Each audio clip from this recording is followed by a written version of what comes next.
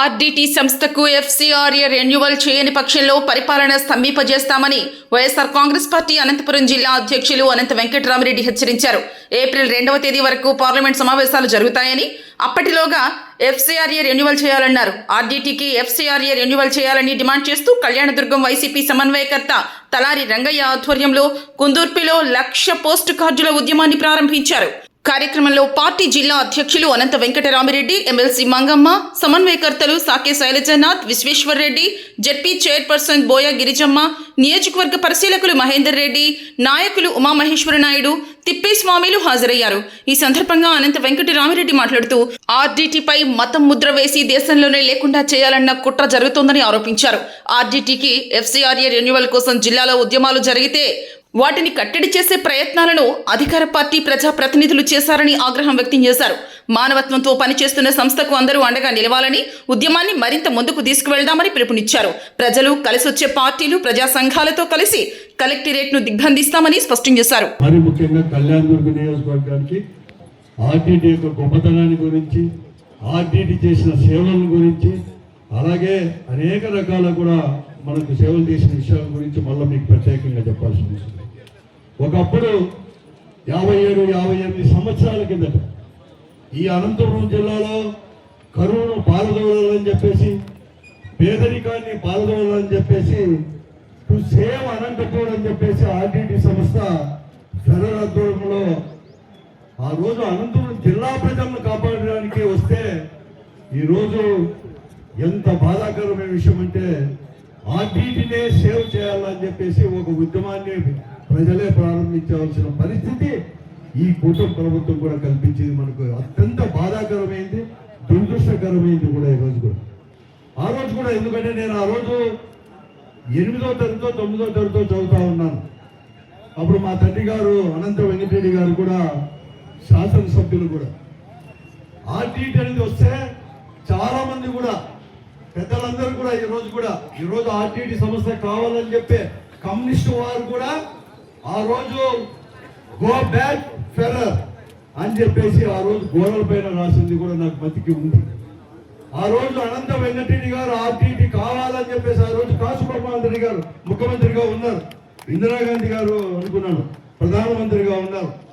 కావాలని చెప్పి శాసనసభను వస్తే మొట్టమొదట సంతకం అనంతపూర్, ఎందుకంటే అనంతపూర్ జిల్లా కాబట్టి అక్కడి నుంచి పెట్టమని చెప్పి పెడితే ఆ రోజు విమర్శించిన వారు కూడా ఈ రోజు కూడా, అంటే అటువంటి పార్టీలు కావచ్చు, అటువంటి వారు కూడా ఆర్డీటీ అనేది కూడా మనం అందరూ కూడా సేవ్ చేసుకోవాలి, కావాలి అని చెప్పి అడిగే స్థాయికి ఈరోజు ఆర్డీటీ సంస్థ అని కూడా తీసుకొచ్చినప్పుడు ఆర్డీటీ సంస్థ పైన ఒక మత ముసుగు అనేది కూడా వేసి ఈ రోజు ఈ భారతదేశంలోని అనంతపురం జిల్లాలోనే కాదు భారతదేశంలో లేకుండా చేయడానికి కుట్ర జరుగుతా ఉన్నది కేంద్ర ప్రభుత్వ ఆధ్వర్యంలో మోడీ నాయకత్వం కానీ ఈ రాష్ట్రంలో చంద్రబాబు నాయకత్వం అని చెప్పి మనం చెప్తున్నాం.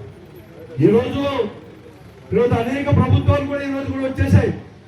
ఆ రోజు మనందరికి కూడా నీళ్లు డబ్బును పొదుపుగా తీసుకునేదే కాదు, పొదుపు చేసింది నేర్పించినదే కాదు, వాటర్ను కూడా పొదుపుగా చేసుకునే దానికి, అలాగే ఈరోజు భూగర్భ జలాలు పెంపొందించడానికి చెక్ డ్యామ్ను ప్రారంభించింది, కట్టడానికి ప్రారంభించింది ఆర్డీటీ సంస్థ. అది మరీ ముఖ్యంగా ఈ ప్రాంతంలో అని చెప్పేసి కూడా మీకు అందరికి కూడా చెప్తాను. ఆ తర్వాతనే 85-89 తర్వాతనే చెక్ డ్యామ్ అనేది కూడా ప్రభుత్వాలు కూడా, కేంద్ర ప్రభుత్వం కావచ్చు, రాష్ట్ర ప్రభుత్వాలు కూడా ప్రారంభించింది కూడా. అంటే అనేకది కూడా ఈరోజు కూడా. అలాగే ఎడ్యుకేషన్ కూడా అందరికీ ఇవ్వాలి, ముఖ్యంగా లేని వారికి, అట్టడుగు వర్గాలకి, దళిత వర్గాలకి, గిరిజన వర్గాలకి, ఆ కుటుంబం నుంచి కూడా పైకి తీసుకొని రావాలి.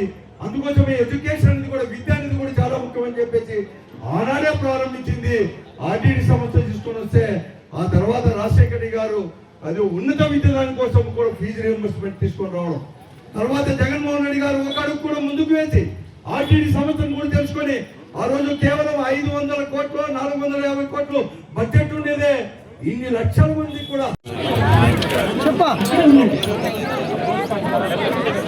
మీటింగ్ ఉంది. ఆర్డీటీ మీటింగ్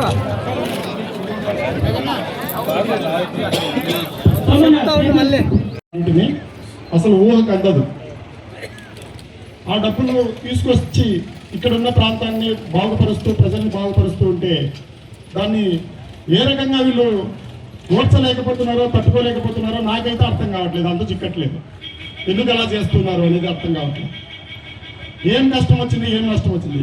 పోనీ అడిగే శక్తి లేని వాళ్ళ అంటే అడిగే శక్తి పూర్తిగా ఇచ్చిన వాళ్ళు 14 మంది ఎమ్మెల్యేల వాళ్ళే, 2 ఎంపీలు కూడా వాళ్ళే, మళ్ళీ 3 మంత్రులు ఉన్నారు. మంత్రులు కూడా ఏకంగా బీజేపీ ఆయన కూడా మంత్రిగా ఉన్నారు, మన దగ్గర మంత్రిగా ఉన్నారు. ఇక ఏం ఇబ్బంది ఉంది? పోనీ ఒకరోజు సాయంత్రానికి ఆర్డీటీకి మీరు ఇవ్వకపోతే మేము ఖచ్చితంగా సపోర్ట్ ను మానుకుంటామంటే మరుసటి రోజే వచ్చే పరిస్థితి. ఎందుకంటే కుంటికాలతో నడుస్తున్నాడు మోడీ గారి, కింద పడిపోతారు. కర్రాలు సంఖ్యలో పెట్టుకొని నడుస్తున్నారు, 2 కర్రాలు ఉన్నాయి, ఒకటి బీహార్ నుంచి, ఒకటి ఇక్కడి నుంచి. ఈ పరిస్థితుల్లో కూడా చేయాల్సిన పనిని చేయట్లేదంటే ఎంత దుర్మార్గం అనుకోవాలా? దేశంలో ఎక్కడ లేనట్లుగా ఇక్కడ ట్రిపుల్ ఇంజన్ సర్కార్ ఉంది. ఏం చెప్పారు మీరు? ఊరు తిరిగి బాండ్ పేపర్ల మీద రాసిచ్చారు, ఇవి చేస్తాం, సూపర్ 6 చేస్తాం, అవి చేస్తాం, ఇవి చేస్తాము. ఇంకా ఎంతో మేమేం చేశామో దానికంటే మెరుగ్గా చేస్తామని చెప్పి మీరు నమ్మించి వచ్చారు. మీరు చేస్తామన్నవి చేయకపోగా చేస్తున్నట్టు మూసేస్తున్నారు, మీరు ఆర్డీటీని మూసేస్తున్నారు. అది ఎంత న్యాయం ఉంది?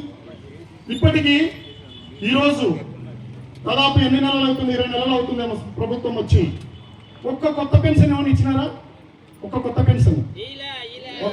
పెన్షన్ ఉన్నా?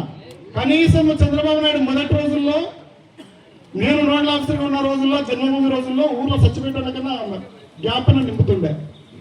నేను కోవూరులో పనిచేసినప్పుడు, నెల్లూరులో లేదా చిత్తూరులో ఉదయపాలెంలో పనిచేస్తున్నప్పుడు నోడల్ ఆఫీసర్గా ఈరోజు 275 నా చేతికి ఒక లిస్ట్ వచ్చింది, డబ్బు వచ్చిందంటే మా మండలంలో 275 మంది చనిపోయినారని లెక్క. ఇంతకుముందు నేను ఎప్పుడు ఆర్డీటీ మాట్లాడినప్పుడు రాజకీయం మాట్లాడలేదు, కానీ ఈరోజు ఏంటంటే మేము పార్టీ తరఫునే ఆర్డీటీని భుజానికి ఎత్తుకున్నాం. ప్రధాన ప్రతిపక్షంగా మా బాధ్యత అనుకుంది.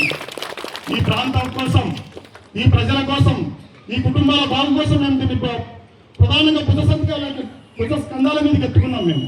ఎందుకంటే మేము మాట్లాడకపోతే ఎవరు మాట్లాడతారు? మీరు ఒక్కొక్కరిని మాట్లాడుతుంటే తీసుకుపోతున్నారు. అసలు మాట్లాడడమే తప్ప అంటున్నారు, అడగడమే తప్ప అంటున్నారు. ఏమనంటే సొంత డబ్బులు, సొంత నిధులు అంటారు. ఎంత సొంత డబ్బులు ఇస్తావు, ఎంత సొంత నిధులు ఇస్తావు? ఎన్ని పెన్షన్లు ఇవ్వగలవు సొంతంగా? ఏం చేయగలవు? ఏమవుతుంది నీతో? ఇక్కడ తిక్కనా కొడుకులు ఉన్నామా మేమంతా? జీడిపల్లి 20 కిలోమీటర్ల దూరం అంటే మాకు నీళ్ళు ఇవ్వకుండా కుప్పానికి నీళ్ళు వచ్చి వచ్చినాడు. మన కొంచెగాడు, మన ఎమ్మెల్యే, మన కాంట్రాక్టర్ కుప్పానికి నీళ్ళు ఇచ్చినాడు. ఇచ్చి భుజం తప్పుకొని వచ్చిన అందరూ చూస్తారా? నేను వచ్చి చెప్పినప్పుడు ఏం అర్థం అవుతుందో మీకు మీరు అర్థం చేసుకోండి. మేము అబద్ధాలు చెప్పట్లేదు. మళ్ళీ ఏమంటారు? ఆర్డీటీ అప్పుడే కష్టం వచ్చిందని. ఆర్డీటీకి ఎప్పుడు కష్టం రాలేదు, కష్టం వచ్చింది ఒకే ఒక రోజు. అది ఏప్రిల్ 21, 2025 నా దగ్గర డాక్యుమెంట్ ఉంది. చూసేస్తూ రెన్యువల్ కాకుండా తిరస్కరించింది. వేరే డాక్యుమెంట్ ఏదైనా తీసుకురమ్మను. ఎప్పుడన్నా అలాంటి పరిస్థితి వచ్చిందా? మేము 5 సంవత్సరాలు జగనన్న ముఖ్యమంత్రి ఉన్నప్పుడు కానీ, మేము ఎమ్మెల్యేలుగా, ఎంపీలు ఉన్నప్పుడు కానీ వచ్చి ఉంటే చెప్పమను. ఎందుకు అబద్ధాలు చెప్తారు? ఎందుకు మీరు అబద్ధాలు చెప్తారు? అబద్ధాలు చెప్పడం కాకుండా మళ్ళీ మేము ఇందాక ఇష్టంలో కూడా చెప్పాడు, నేను మాట్లాడతాను, మరుసటి రోజు మళ్ళా మీటింగ్లు పెడతారు. పెట్టండి, ఏం పెడతారో పెట్టండి. ఒక్క పెన్షన్ కొత్తది ఇచ్చిన వాళ్ళేమో పెట్టకండి. ఈ మండలంలో కానీ, ఈ నియోజకవర్గంలో కానీ, ఏ గ్రామంలో కానీ ఒక కొత్త బోర్ వేసి ఒక బిందె